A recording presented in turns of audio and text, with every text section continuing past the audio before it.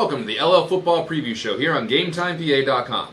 I'm John Maffone, and with me as always is Pat Huggins and Andrew Callahan of the Lebanon Daily News, and we're here to break down some of the most interesting matchups in the Lancaster-Lebanon League for Week 4. Fellas, we got a pretty good taste of the season so far. Teams are starting to carve out their identities, and Section play opens this week, so that's going to go a long way in showing us who the favorite's going to be. Let's start with a Section 3 matchup. Pequea Valley and Elko. Now, you guys have seen Elko, and you're in the area. What can you guys tell me about this matchup, and what it would mean for Elko to get a win here? Well, Elko, of course, is 0-3, and I think they're a lot better than 0-3, but they've had trouble finishing games, putting four quarters together. I think they're capable of still being in the section hunt if they can get it together a little bit. They starting to show a really good running game with Tyler Horst, and if they can get a little more consistent in the passing game with Jeff Martin, I think they can be a threat. But they got to get off the schneid, so to speak, and this is their chance to do it starting off section play this week.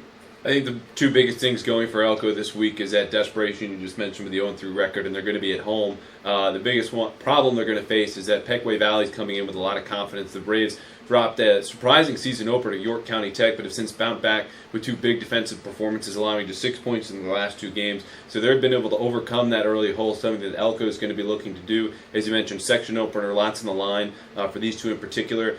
Teams that both had outside shots but were hopeful for a section title this year. This is going to go a big way to determining that picture at the end of the year. I talked to Pequea Valley coach Mike Choi after that loss to York County Tech, where it would be understandable if they had a letdown because that's a game that they were clearly favored in. Right. But he said that their confidence wasn't shaken. They knew what they had to do. They still saw that they could have a winning season and a shot to win the section. So Braves a pretty resilient bunch as they're going to try to get a win over Elko on Friday. Let's move to Section 2 where the premier matchup would be Lampeter-Strasburg at Solanco. Fellas, a dark horse in Solanco all of a sudden. The Golden Mules undefeated and kind of I guess you could say there's some chirping about they could be the early favorite to win a loaded Section 2. They come off of a big 28-7 victory over W.C. Henderson last week. They rushed for over 330 yards. Noah McCardle rushed for 140 yards and 3 touchdowns. He's the quarterback. Tailback Robbie Hassel rushed for 170 yards and a touchdown. They're coming in with a lot of momentum. They play a very controlled offense. They control the clock,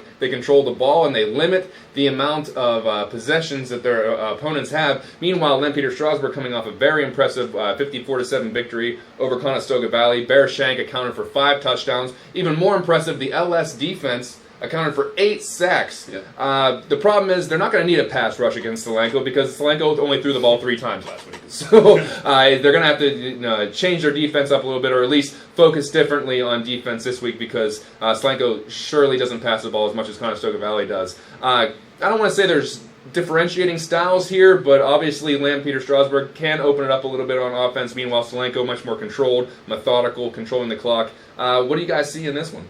That should be an interesting matchup. I mean, it's strange to be talking about Solanco as maybe the team to beat in Section 2, so that's a real nice story there. As far as, to me it sounds like a toss-up game, but if Solanco can continue to run the ball as well as they have and dominate the line of scrimmage and dominate time of possession, that could make them tough in this game. I know you might have had a problem saying it's differentiating styles. That sounds like exactly what the case is to me. And I think the key for me is going to be LS, as you mentioned, had a big offensive explosion last week in the Lampeter Bowl. They seem to be clicking as we all expected them to be from week 1. And if they get an early lead, I think Solanco could be in some trouble because it sounds like this would be their first version of adversity they'd hit this season. You never know how a team's going to respond until that sets in. And, of course, with that offense, they're not prone to coming back from big deficits. So I think if LS is able to get on top by a couple scores early, that'll play in their favor more than anything else on Friday. And just to prove that there are some chirps about Solanco possibly being the favorite in Section 2, I caught up with John Mannion after their most recent win over Conestoga Valley, and he had this to say about Solanco. Best team in the section, and we're going to have to show that we're right there with them. It's going to be a tough week. Fellas, those are pretty strong words from a guy who's going into a game against that said team this week. So obviously, Mannion showing a lot of respect to the Mules. This should be a pretty good showdown in Quarryville. Let's jump to a Section 1 matchup now. Cedar Crest and Warwick. Gentlemen, 2 teams that would love to get a section win, love to get some momentum going. I know Cedar Crest does. What do you guys see in this particular matchup? Well, I think this is a real opportunity for Cedar Crest to, like you said, get off to a good start in Section 1. They've had they've shown some things in tough losses to Lord Alphen and Manheim Central the last 2 weeks. Obviously, want to end that losing streak, but I think it's a real opportunity here. Kind of an interesting sidelight with Logan Horn taking over a quarterback last week, and I think they have a potential to do some good things this week, and we'll see if they can get it done.